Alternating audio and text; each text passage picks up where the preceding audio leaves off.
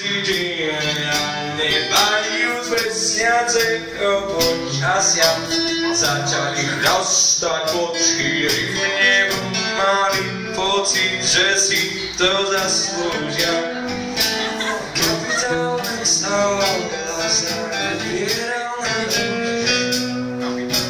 kapitál čuje sa vami, čo tu stojíte ako socha. Dostali sme dvakrát viac, ako sme si vypýtali. Toľko nezarobíme a nezarobíme mesiace rybárčenia. Tu máš pravdu, dúfaj, že ho zabijú. Prečo? Pýta sa prečo, lebo nám Pán Boh pomáhaj.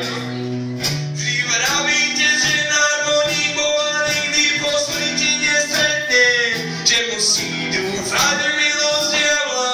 Áno, tento raz to však neplatí, pretože diablom jeden muž so zredovou rukou a potom to nám milosť určite nedá.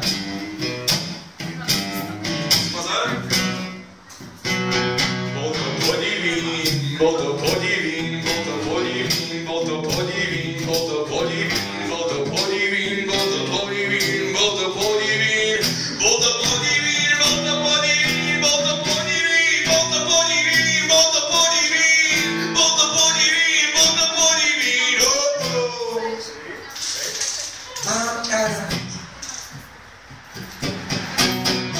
bolesť prenikala mojim telom, ako rozstavené železo, a ja som bol za ňu vďačný. Bolesť vám ukáže, ako veľmi si na živej dozi som mal popraskané, naťahované a ododvírané hlave trišťalo, ako keby ma v plnej rýchlosti nabrala tá trovka. Dvakrát a potom na mne zaparkovala. Ležal som nemal som skálu, bolestné tornáde, ktoré ma uväzilo za milenčačkou, trieďovali myšlienky a spomienky.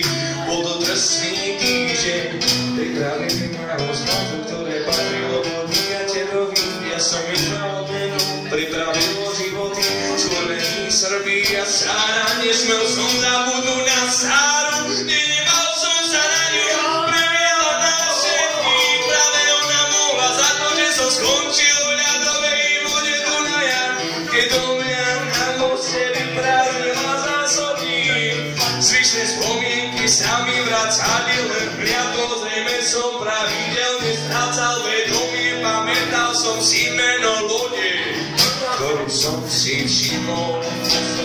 Moment dopredu to mením sa, ako sa mi podarilo zapojiť ruku do jej kovaného trupu a zachrániť si tak život, aj keď záchrana asi nebolo to správne slovo. Zviazali ma, naložili a do auta ničím vrážili.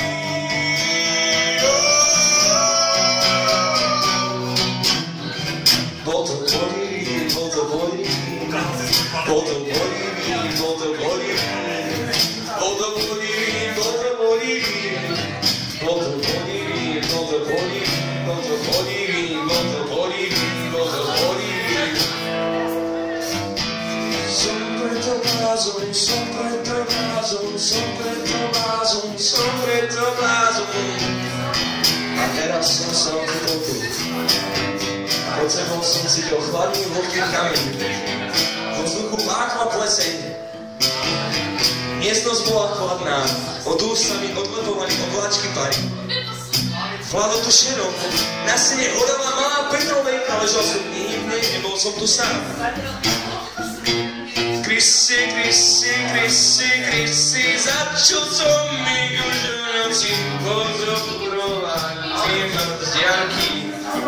No vtedy som ešte nevládal ani rozlepiť oči. Teraz súdili, že nie som hrozba, ale možná potrava tak bližšie, boli to opatlíci rovnako ako ja.